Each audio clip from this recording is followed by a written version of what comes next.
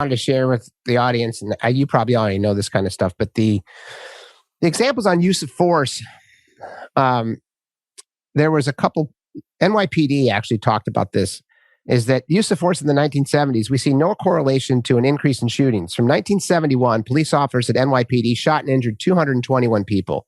By 2016, it was 72. In Chicago, between 1974 and 1978, police shot approximately 131 people. And in 2018, that was down to 43. SWAT, NYPD, in 2019, wasn't involved in a single shooting.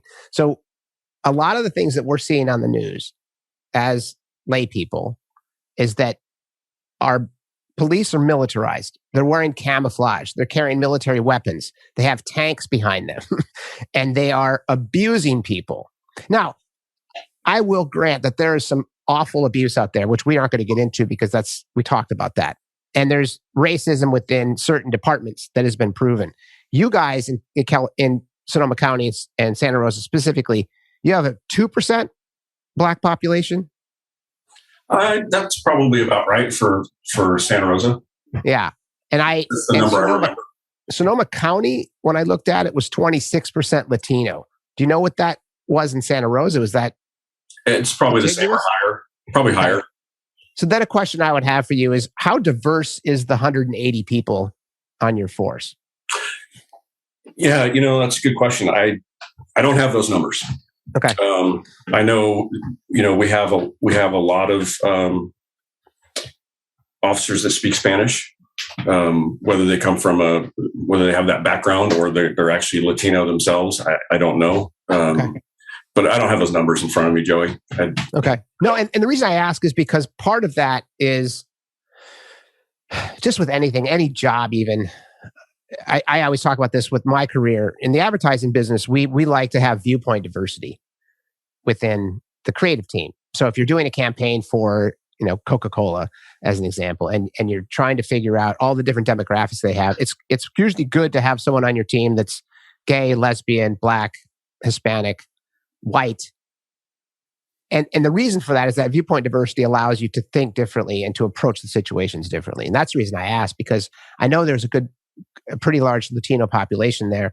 And because their culture is different than Black culture, is different than Filipino culture, it seems at an intellectual level that is, advantageous to have people that understand the culture. And absolutely. Specific to like de-escalation and building trust within the police department, that kind of thing. So yeah, it's cool you didn't know. I didn't. Yeah, no. Well, I can tell you, one of the things that we've done over the years is recruitment at different, whether it's an event in Roseland, which is probably our highest within the city Hispanic population. So we have done things like that.